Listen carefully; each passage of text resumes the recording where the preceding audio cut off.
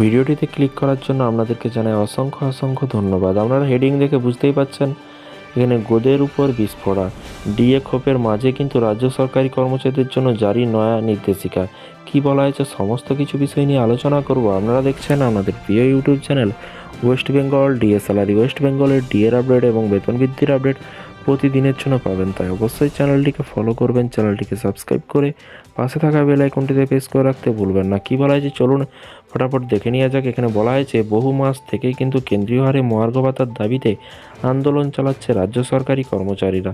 তবে দাবি করলেই কি আর পাওয়া যায়, এমনটাই কথা রাজ্য সরকারের। ডিএ বাধ্যতামূলক নয়, তাই যা দিচ্ছে তাই অনেক।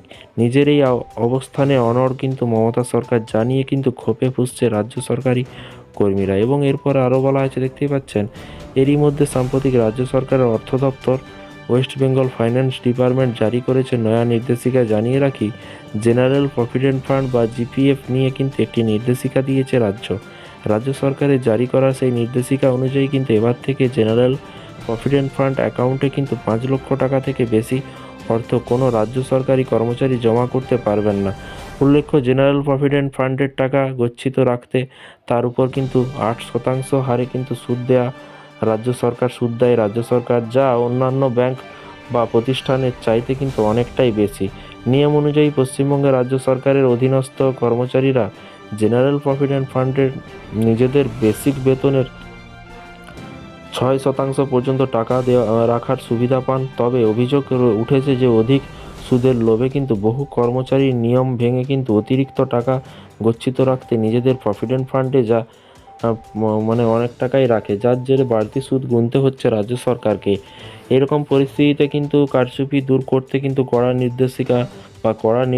নির্দেশ দিল রাজ্য সরকার। নির্দেশিকা জারি করে জানিয়ে দেওয়া হলো যে এবার থেকে 5 লক্ষ টাকার 5 লক্ষ টাকার বেশি কোনো কর্মী জমা করতে পারবেন না নিজেদের জিপিএফ অ্যাকাউন্টে।